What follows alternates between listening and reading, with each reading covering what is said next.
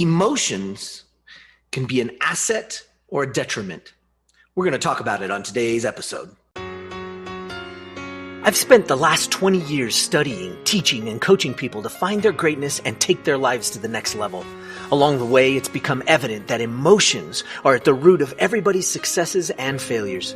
Worry and fear are the enemies, and it's time to forge the armor and earn the tools to overcome the two things that could single-handedly destroy your future. Hi, my name is Michael Johnson, and I'm a life coach, a peak performance trainer, and I'm the emotions guy. It's time to take back control of how you feel, control of how you act, and control of how you experience life. It's time to become a lifer, a new breed of overachiever focused on living every minute to its fullest.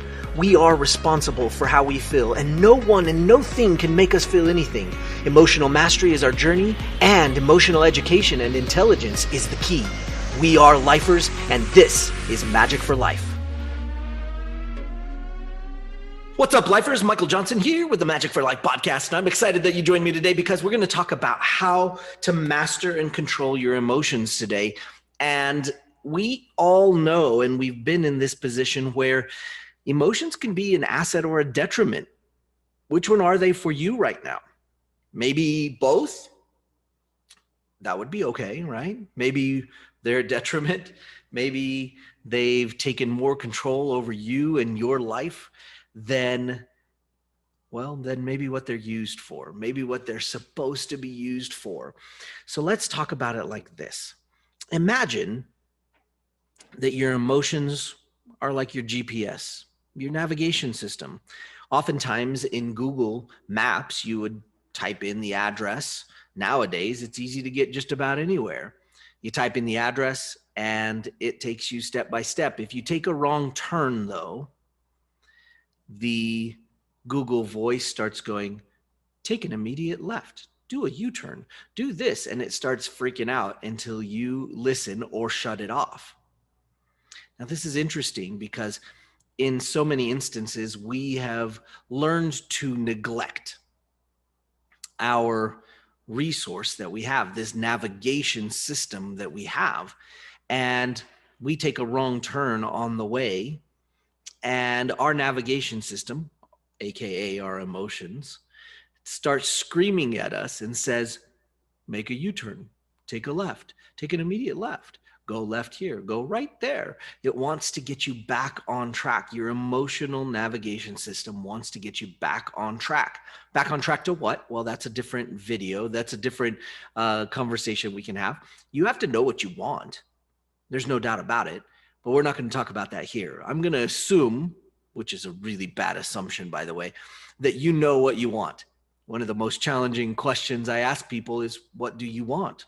And they say, oh, well, I don't want this, and I don't want that, and I don't want this. And I'm thinking, well, great. At least you know exactly what you don't want, which means you do know what you do want, but you haven't actually figured it out, or you haven't said it, or you haven't been clear about it. So we could talk about that for hours, but let's stay focused here on talking about how to master and control your emotions. And so I jotted down a couple things. I mean, honestly, this is a subject I talk for miles about. And so we could talk about a lot of different things. So by no means do I mean this to be comprehensive, but I do want to point out a few of the things that I think would be the most impactful for you if you were to start doing them right away. Right? These things you could just take in and start working on right away. All right, so what are a few things that we could do? First of all, let's start with gratitude. Now, I know you've probably heard this before, and if you haven't, well, Merry Christmas, because you just got a huge gift, right? Gratitude is huge. They've been practicing gratitude since the beginning of time. It doesn't matter if you go back to the ancient Egyptians, or if you go back to any religious practice ever. Gratitude is always worked into the mix. And that's because gratitude is one of those things that helps to open up that navigation system. It helps to open up your thoughts, your perspective. Gratitude has a way of sort of whitewashing the fence. So it's a great place to start, being thankful for something simple like eating.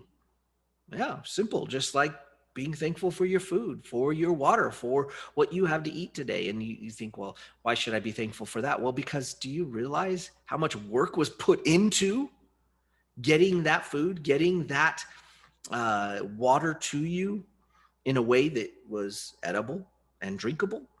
Well, there was a lot of work, and there were a lot of people involved, and there was a lot of the world involved, so that you could have pineapples year round or an apple year round, even though they don't grow year round where you're at. Or maybe they do, but maybe you need something else. And so, really, gratitude starts with something simple like just what you eat and drink. But you can do and utilize the power of gratitude easily by just remembering the people and the things that are near you and closest to you and working your way out. I call it the yellow brick road, right? We start at a little tiny thing in the middle, and then we start to circle our way out, and we start with the things closest to us, and then we start to work our way out. Gratitude is huge. It acts as a whitewash. And when you're in a negative state, when you're in a negative emotional state, essentially, gratitude is one of the easiest ways to get out of it. Does take some practice though, and it is a little harder than you might think if you haven't actually worked on it. Which leads me to the next thing, which is really the guts of what we wanted to talk about today, which is practice. You have to practice everything. If you're going to be a good basketball player, you have to practice and get the actual skills in. And you may shoot a free throw and you may miss, and you may shoot a free throw and you may make it. Here's the thing. If you're playing basketball, even if you're a professional, you still miss free throws. Even if you're the best in the world, even if you have king attached to your name, you still miss free throws. Why? Because it takes practice, and we change every day. Our body changes every day. The mind gets in the way every day. Our subconscious and our conscience are trying to get in sync and get in line, and sometimes they just aren't. And even when you're the greatest at what it is that you do, you still miss a free throw. And that's okay.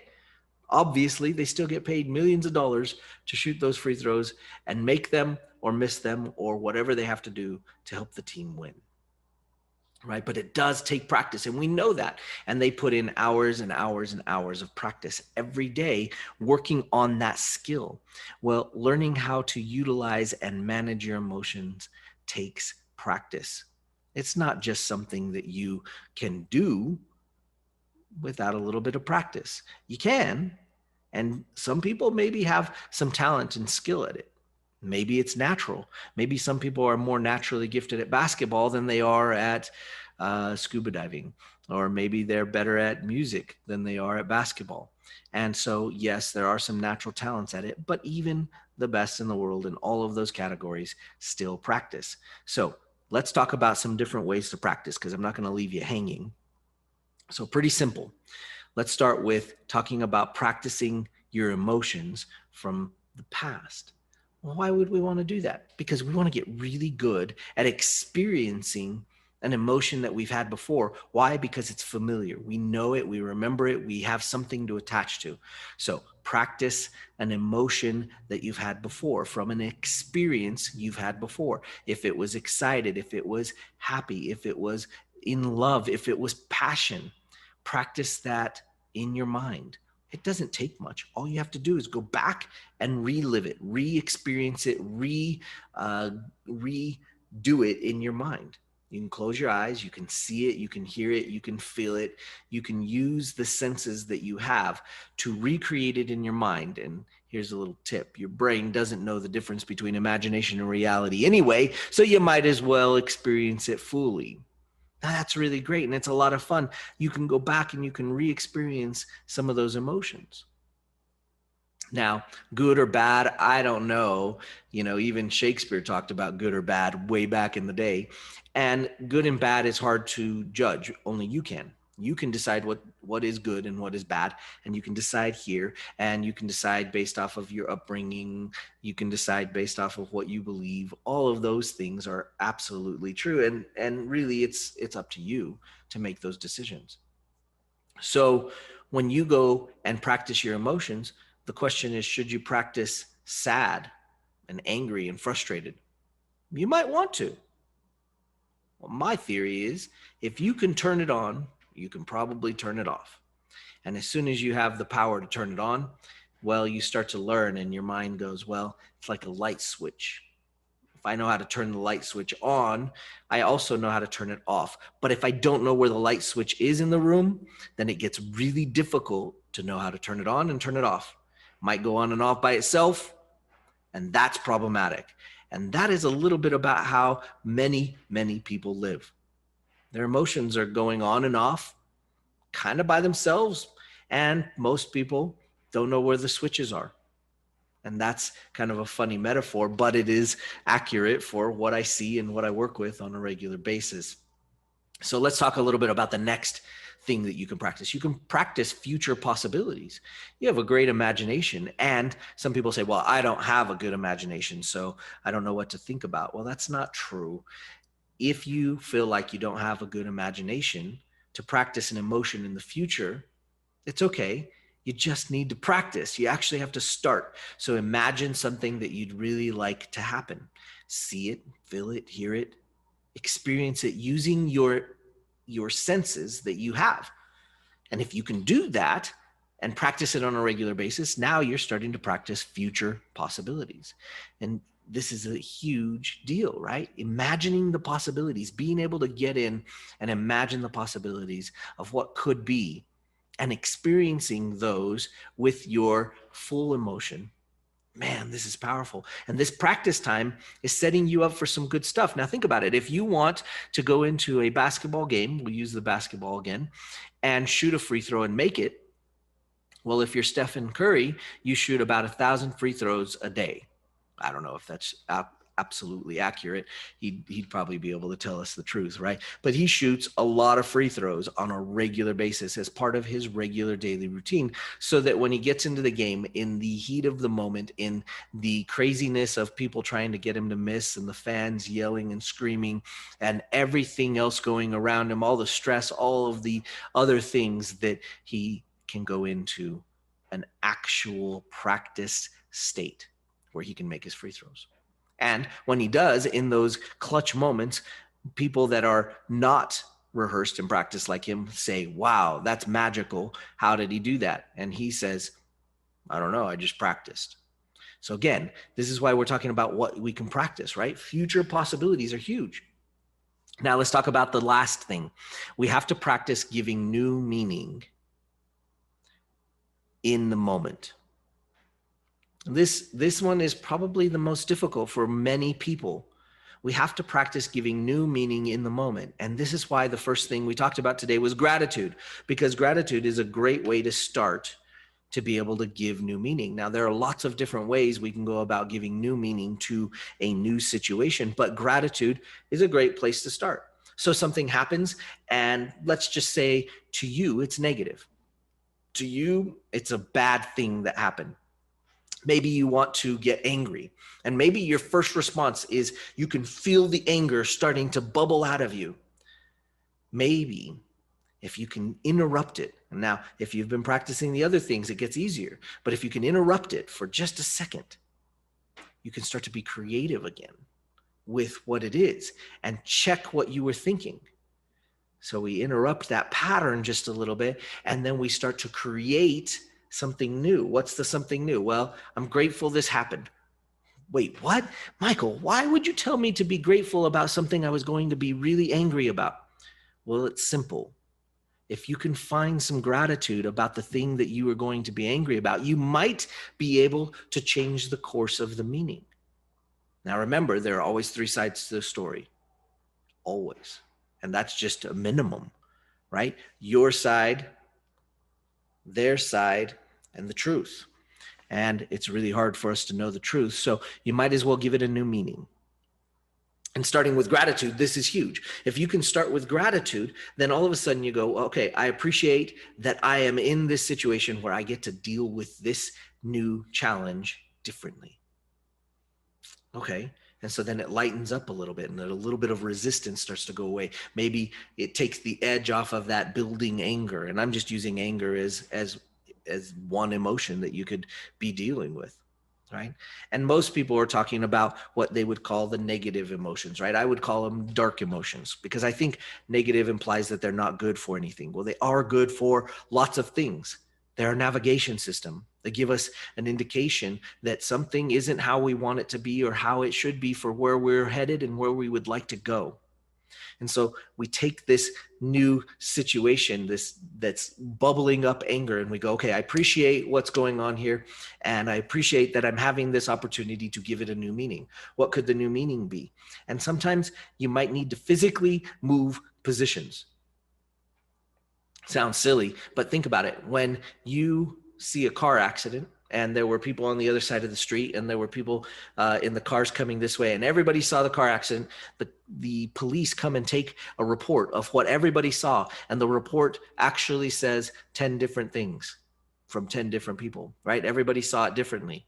Take yourself and put yourself in a slightly different position. Now, that could be physically, literally physically moving and looking at what it is that's happening differently. And that might help you to just change your perspective, giving it a little bit of a reframe instead of putting the frame on it that you saw in the first place. Oh, maybe they didn't mean to do this. Maybe this means something else besides what I thought it meant. Maybe I don't have enough perspective to give it meaning, so I'm going to reserve judgment, and therefore the anger level starts to go back down. This takes practice. You don't just take it away instantly.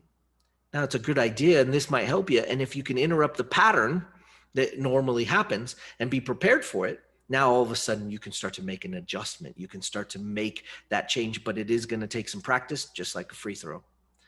And I'm sorry, if you want an instant magical pill to do this, doesn't happen. It's not like that. You have to actually put in a little bit of practice, and you have to get in the way and interrupt some of the patterns that you've already created through your world and through your life. Okay, so we've got those three practices. We're going to practice the past experiences. We're going to practice future experiences, and those help us turn on and off and learn the switches. Then we're going to practice giving it new meaning. This is huge. It all starts with gratitude, and you can put and use gratitude as a lever. It's a nice tool to help utilize along the way. All right. And then lastly, get in the zone on a regular basis. We all have heard of getting in the zone, right? And since we're using the basketball analogy, we can talk about getting in the zone. Getting in the zone is huge. And everybody does it slightly different. Musicians get in the zone. Basketball players get in the zone. All athletes get in the zone. Business people get in the zone. And when they get done building or creating a thing that they're creating, they oftentimes don't know how they did it, but they do get in the zone. Get in the zone on purpose on a regular basis, regardless of what your thing is. Maybe it's one of your hobbies like music or dance, or maybe it is your profession and business where you found a way to get in the zone. Maybe you can just do something else that gets you into the great state of mind. Now, here's a quick suggestion. Meditate. Meditate is great. There are lots of different ways of meditation. There's lots of different purposes and meanings behind meditation, but start with something simple. 15 minutes in the morning, as soon as you can, get your mind to get in the zone. How do you do that? You try to clear out the chatter that doesn't matter.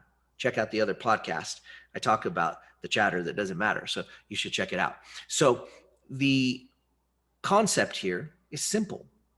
We just want to try to get ourselves into the zone on a regular basis so that we can let our mind flow from our subconscious to our conscious, get those two things aligned, and everything can start to flow.